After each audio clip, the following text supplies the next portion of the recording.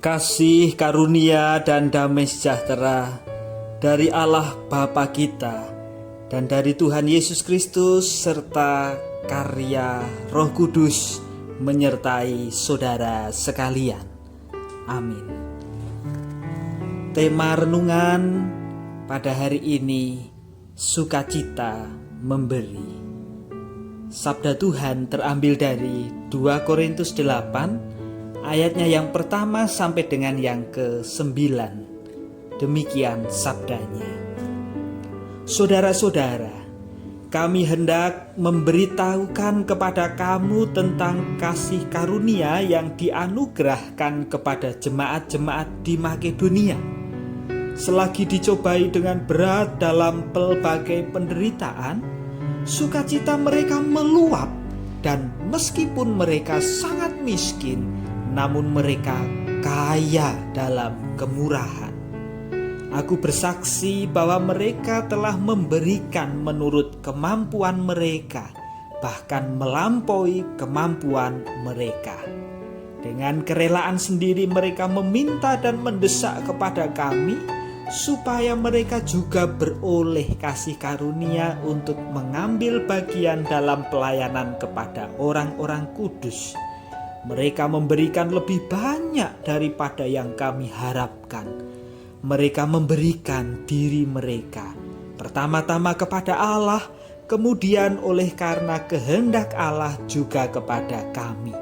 Sebab itu kami mendesak kepada Titus, supaya ia mengunjungi kamu dan menyelesaikan pelayanan kasih itu sebagaimana ia telah memulainya. Maka sekarang, sama seperti kamu kaya dalam segala sesuatu, dalam iman, dalam perkataan, dalam pengetahuan, dalam kesungguhan untuk membantu, dan dalam kasihmu terhadap kami, demikianlah juga hendaknya kamu kaya dalam pelayanan kasih ini. Aku mengatakan hal itu bukan sebagai perintah, melainkan dengan menunjukkan usaha orang-orang lain untuk membantu. Aku mau menguji keikhlasan kasih kamu, karena kamu telah mengenal kasih karunia kita Tuhan Yesus Kristus, bahwa Ia yang oleh karena kamu menjadi miskin, sekalipun Ia kaya, supaya kamu menjadi kaya oleh karena kemiskinannya. Saudara-saudara, memberi dari kelebihan. Orang menyebut, itu biasa, sudah lumrah.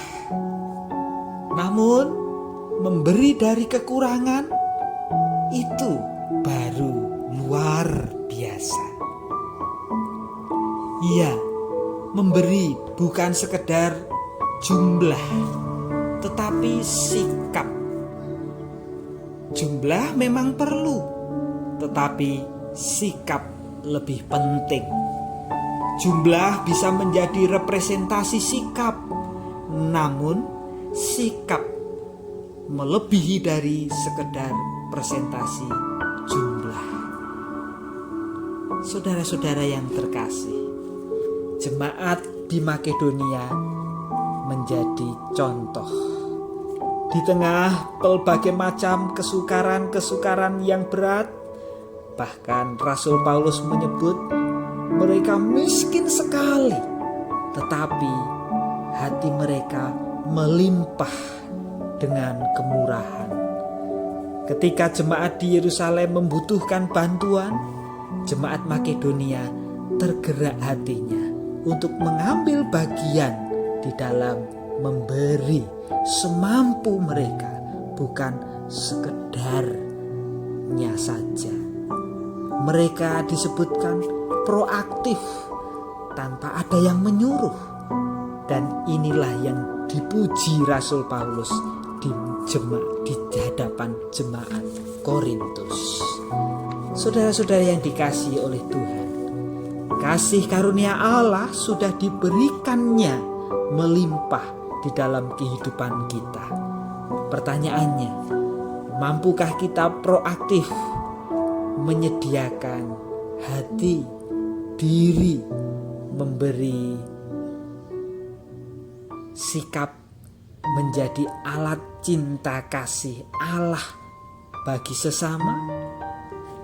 Ketika pelbagai bencana alam datang silih berganti, banjir, tanah longsor, gempa bumi melanda negeri ini, belum lagi bencana akibat pandemi yang belum berhenti.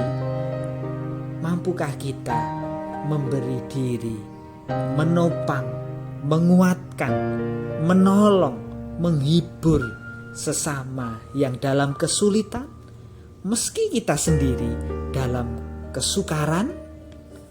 Henry Nouwen mengatakan, yang terluka yang menyembuhkan. Meski kita terluka dalam keputusasaan, kekhawatiran, kesulitan, kesukaran, tetapi kita tetap dipanggil sebagai pemulih kehidupan, pemberi kekuatan. Tuhan memberkati. Amin.